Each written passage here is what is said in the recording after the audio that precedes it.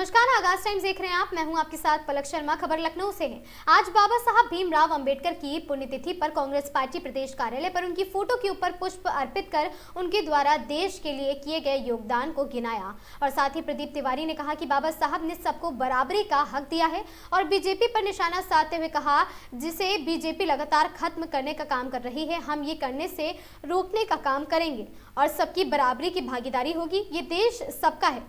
बाबा साहब द्वारा लिखा गया ये संविधान सबसे अच्छा संविधान है जो सबकी भागीदारी को सुनिश्चित करता है।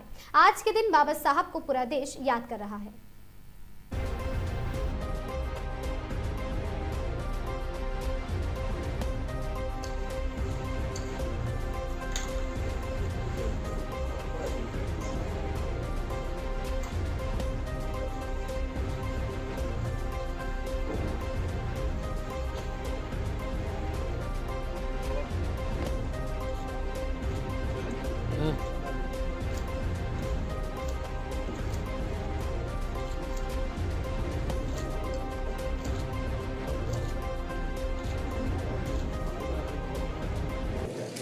बाद में जो स्वीकार हुआ और जो संविधान है इस देश का, हम उस पर गर्व करते हैं। वो बाबा साहब भीमराव अंबेडकर ने हमें दिया। सदैव आने वाली पीढ़ियां, जिन्हें हर व्यक्ति को वोटिंग राइट, समता का अधिकार, धर्म के आधार पर आर्टिकल 14, 15 से लेके आर्टिकल 25 से लेके 30 तक, ये सारे प्रारूप, ये सारे संवैधानिक अधिकार बाबा साहब भीमराव अंबेडकर की वजह से इस देश को मिले हैं। और मैं कह सकता हूँ दुनिया का सबसे सुंदर अगर कोई संविधान है तो डॉक्टर साहब द्वारा रचित भारत का संविधान है। हम ये पीढ़ी कृतज्ञ रहेगी। एक बात आज बहुत दुख के साथ जोड़ देना चाहता हूँ। कल राष्ट्रपति पुतिन आए थे।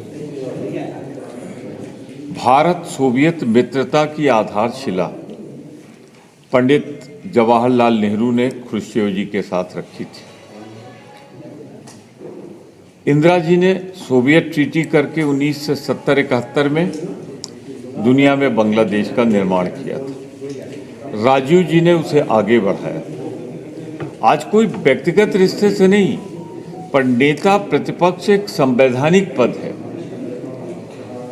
उसी जिसने आधारशिला रखी भारत सोवियत मित्रता की, उसी के राहुल गांधी जी, उनके परम नाना, उनकी दादी, उनके पिता, उनको नेता प्रतिपक्ष को कल नहीं बुलाया गया प्रीत भोज, और एक साधारण सदस्य को बुलाया गया। कांग्रेस पार्टी संसदीय दल के सदस्य को बुलाया गया, कांग्रेस संसदीय दल के नेता को नहीं बुलाया गया। और मैं एक इल्ज़ाम लगाता हूं पूरी जिम्मेदारी के साथ, क्षमा याचना करनी चाहिए मोदी सरकार को कि क्या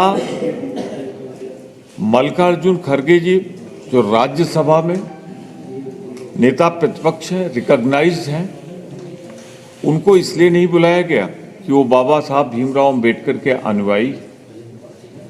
तो उस पूर्व संध्या पर बाबा साहब भीमराव अंबेडकर की जयंती जब मना रहे हों तो भारतीय जनता पार्टी की बाबा साहब विरोधी मानसिकता उजागर होती है। संविधान बनाने वाले के प्रति उनका असम्मान, और ये इत्तफाकी हो सकता है जो आज तक नहीं हुआ था कि इसी भाजपा सरकार में बाबा साहब के परम अनुयायी अनुसूचित जात के चीफ जस्टिस ऑफ इंडिया को कोर्ट में जूता फेंक के मारने का प्रयास होता है।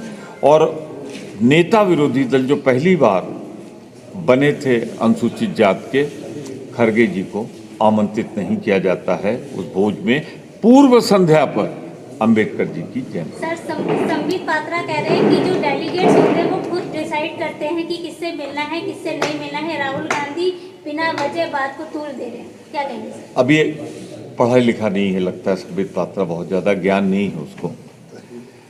एक्सटर्नल अफेयर मिनिस्ट्री प्रपोज करती है, और एक्सटर्नल अफेयर मिनिस्ट्री ने जब प्रपोज ही नहीं किया तो सोवियत रूस एक्सेप्ट कैसे करेगा? अगर मिले, आगे कहीं मुलाकात हो तो उनको बता दीजिएगा। कि आपको शायद ये ज्ञान नहीं कि एक्सटर्नल अफेयर मिनिस्ट्री अपना प्रोग्राम भेजती है, प्रपोज करती है, उस पर कंसेंट आती है। जब प्रपोजल ही नहीं तो कंसेंट कहाँ से आएगा? ये मैं जिम्मेदारी के साथ कह रहा हूँ, भी पहली बार आया है, कुछ दिन में सीख जाएगा। सर, उत्तर प्रदेश सरकार में मंत्री हैं जयवीर सिंह, उन्होंने बोला है इंडिया गठबंधन देश का विश्वास खो चुका है, इसलिए काल्पनिक बातें करते हैं। देखिए, जो आज ये बोल रहे हैं वही अंग्रेज बोलते थे आज़ादी के पहले, कांग्रेस खत्म हो जाएगी। कांग्रेस खत्म नहीं हुई, अंग्रेज खत्म हो गए। आज भाजपा बोल रही है भाजपा खत्म हो जाएगी, कांग्रेस कभी खत्म नहीं होगी, क्योंकि कांग्रेस भारत की आत्मा है। इस खबर में बस इतना ही। ऐसी खबरों से लगातार जुड़े रहने के लिए बने रहे हमारे साथ और देखते रहें आगाज टाइम्स।